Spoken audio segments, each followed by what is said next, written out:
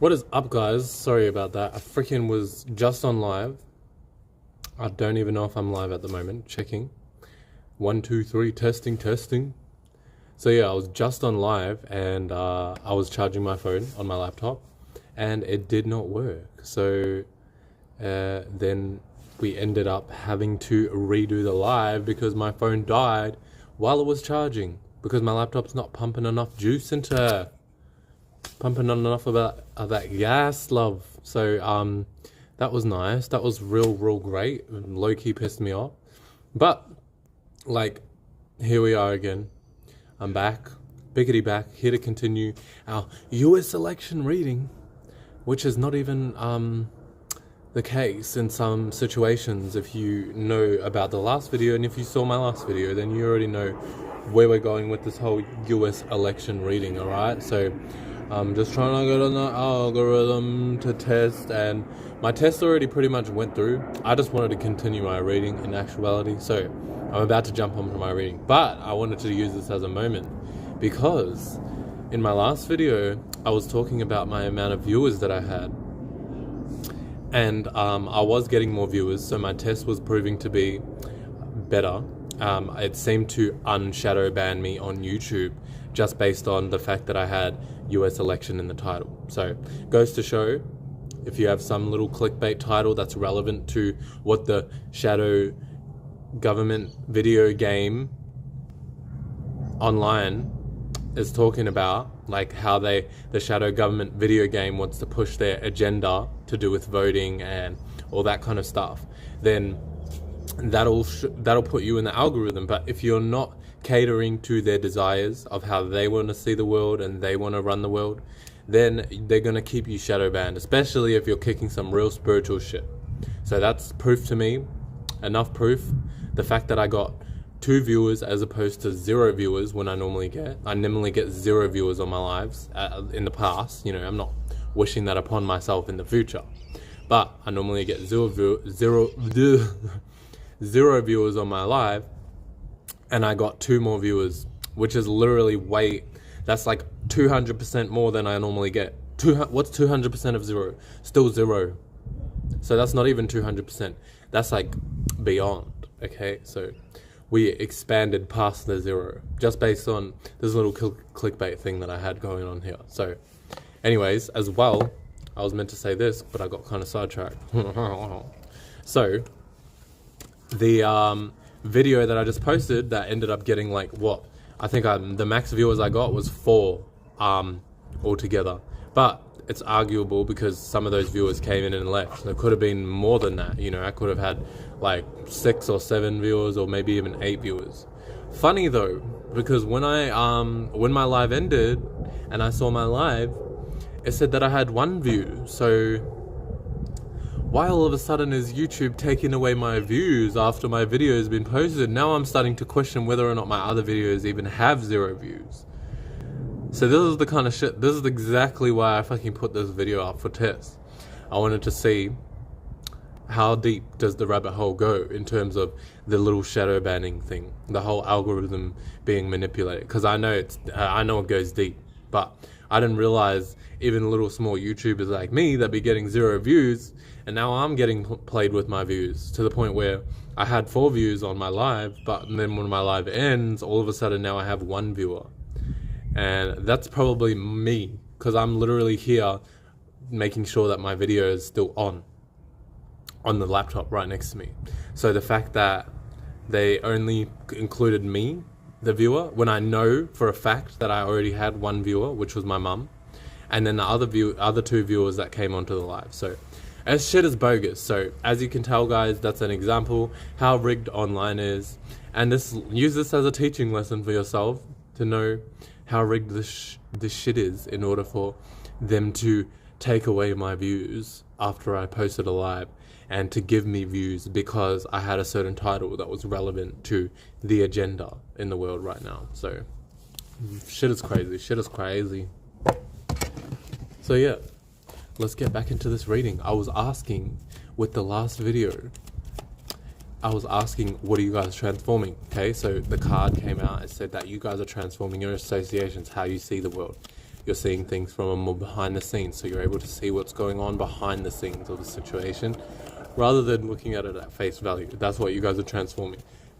You're transforming your thoughts, the way you think about the world, and the way you associate and think about the world too. So you're developing your own way of thinking about the world around you. You're developing your own way of associating with the world around you, and so on and so forth. So this is the energy that you guys are in. And then I wanted to say what can help you guys to transform your transform this thing that you're transforming. What can benefit you guys to make this transformation, this transition smoother for all of you who are watching. So yeah, let's see, loves, let's see. Any messages or guidance?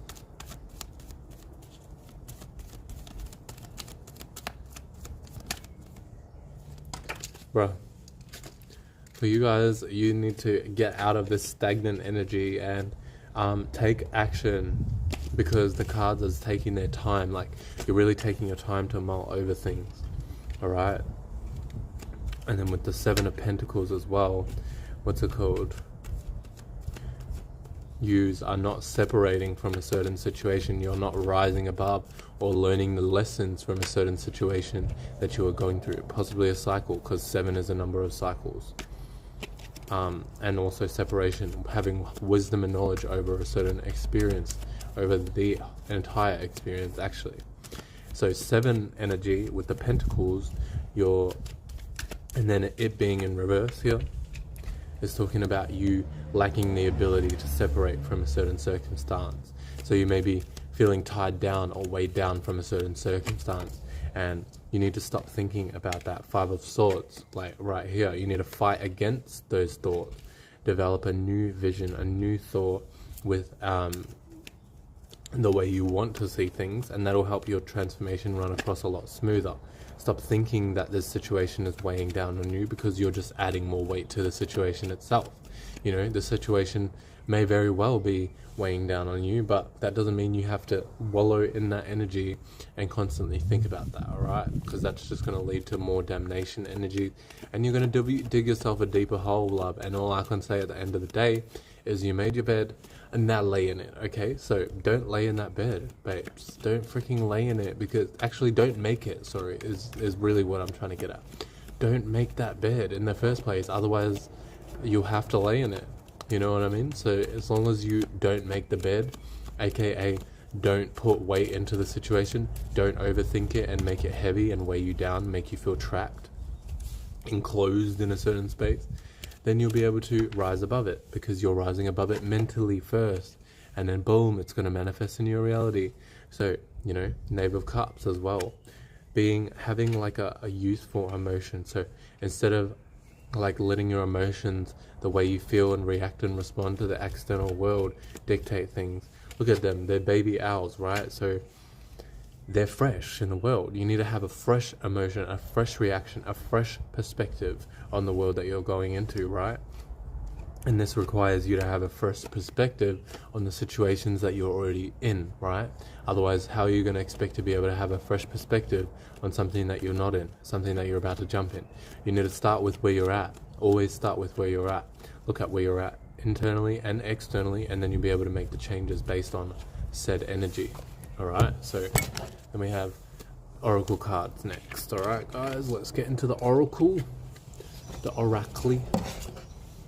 So with the Oracle cards here, we have, look at that. Oh, that was the Nine of Pentacles. So the Nine of Pentacles is talking about luxury, abundance, but I don't want to pull that card. Actually, do not take that card, because I didn't give an intention, I didn't give a purpose or a reason behind that card. So it's not going to have a purpose or a reason or an intention. Although you may resonate with it.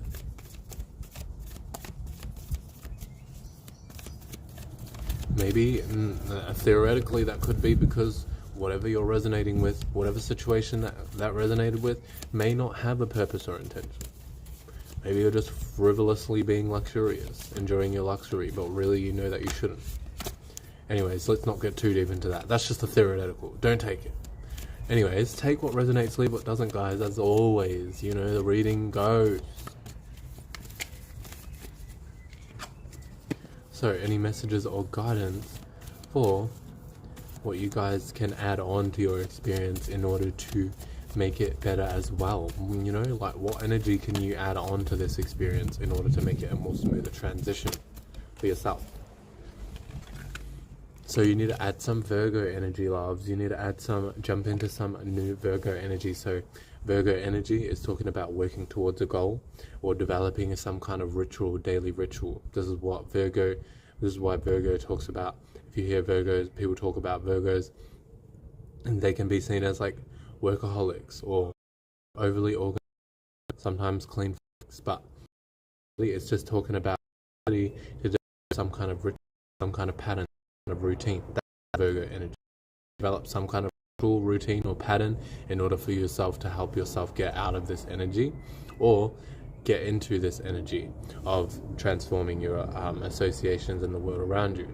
I mean, really, you won't want to get out of that energy, because transformation is good, change is good, you know? But when I say getting out of this energy, it's talking about getting out of the old energy that you're trying to transform. So you need to develop some kind of ritual, routine, or pattern that helps you.